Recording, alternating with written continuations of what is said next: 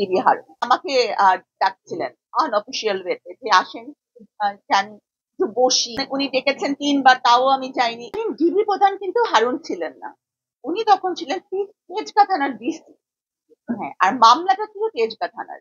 হ্যাঁ, কিন্তু উনি আমাকে বারবারই ওই যে যখন হচ্ছে জেকেজির অ্যাডমিন কে ডাকা হলো, তখন উনি বারবারই আমাকে ডাকছিলেন আনঅফিসিয়াল ওয়েতে যে আসেন, যান, একটু বসি। তাহলে আমার আব্বা বললো যে না, উনি বসবেন কি? ওরকম কিছু আইনগত কিছু হলে তো ওসি ফোন দিত তোমাকে। তখন আমি সারাদিনই এবং আমি যাইও নি। আর আমি ভেবেছি যে আমার কি হবে, আমার তো কিছুই নাই, আমি তো কিছু সম্পৃক্তই না।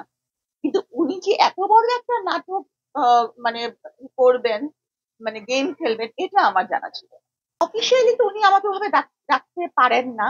আর হচ্ছে যে ওরকম যদি কিছু জিজ্ঞাসাবাদের প্রয়োজন হতো, ওসি আমাকে ডাকতেন। কিন্তু উনি তো ওখানে তো ওসি আরো ছিলেন এবং তদন্তকারী যে কর্মকর্তা ছিলেন এই মামলার, উনিও ছিলেন। তারা কেউ আমাকে ডাকেননি। উনি কাউকে উনি আমাকে কেন ডাকেন? উনার তো আমাকে ডাকার কোনো এখতিয়ার ছিল না। উনার অ্যাটিটিউডটা পার্সোনাল ছিল, যেটা আমার কাছে ভালো মনে হয় নাই।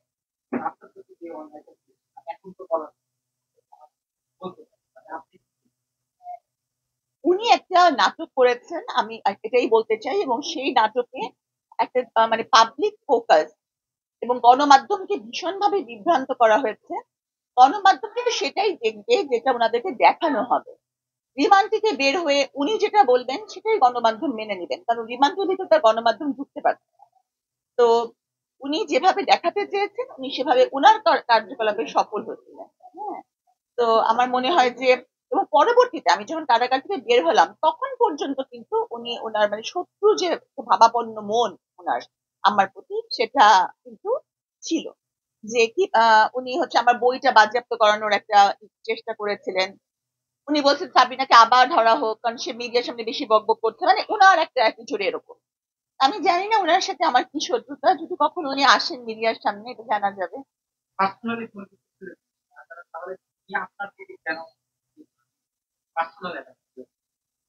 এটাই তো জানতে হবে, মানে পার্সোনাল উনি কেন, আমি বলতে পারবো না। হয়তো উনি উনি উনি ডেকেছেন ৩ বার, তাও আমি যাইনি, এটা ওনার ইগোকে হার্ট করতে পারে।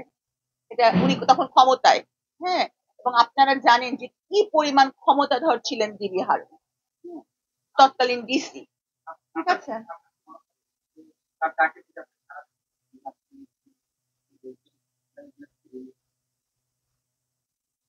এটা আমার পরিবার মনে করে।